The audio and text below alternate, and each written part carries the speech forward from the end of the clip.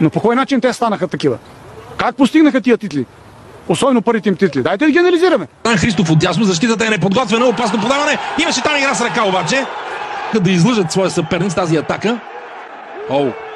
Никакво съмнение. Франк Гела игра с ръка, тя беше далече от тялото. Витиня Мирослав Иванов, ето го центрирането на Вандър! Иван Цветков и няма гол! Няма гол, засада е вдигната. Ето го центрирането, никаква засада. Много груба грешка на помощник съдията Цветан Трифонов. Ама също Лудогорец така. Явно плачат като малки деца, получават доста подаръци. Чак накрая отиват при феновете да се радват. Те има 6 човека, те фърлят 10 фанелки, 3 са останали. Да ходят да си ги вземат, не знам. То балонце някога трябва да се спука.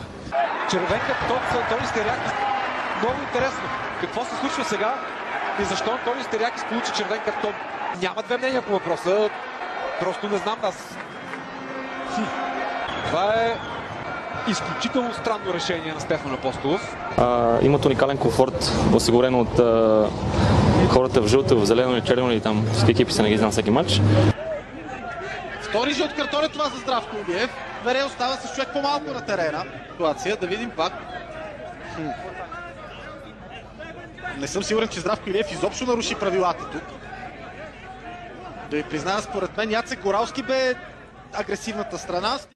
Честно казвам, ми е трудно да говоря кой знае колко за футбол. То е ясно какво ще се случи, но не знам защо трябваше по този начин. А това бе едно ужасно решение на асистент реферът. Ето. Вау. 3 футболисти бяха в засада за Лудогорец. Претенциите сигурно са ви с неотсъдането Дуспа за... Повече не искам да коментирам съдейството. Няма да го коментирам повече. Това мисля, че беше достатъчно, което казах. Добре. Достатъчно късно. Вижте сега откъде тръгва. Това е абсолютна грешка. Дори не мога да си помисля откъде измисли тази засада. Слагат ни да играем ние в сряда, след това ни слагат да играем в понеделник. Лудогорец играят в събота. Значи това са 2 дни почивни, в които те имат повече време да се възстановят. Каква беше причината? Нямаше мач, имаше прекъсване. Защо ни направиха да играем за купата в понеделник и след това и ние да играем в събота? Да бъдем равнопоставени. Другото, което е, може и да ме не кажат, но трудно се играе с още 3 души против тебе. Обаче всичко приключи. О, Господи, какво влизане! Това не е сцена от екшън филм, това е по всички правилници на футболната игра директен червен картон. Те са сложени само да слугуват. Аз няма и ние знаехме, че ще е така, тъй като ако Лудогорец не вземат този матч, ще отива евентуално при победа на ЦСКА голяма разлика. Така че нищо ново за нашата действителност последните години. Свикнали сме...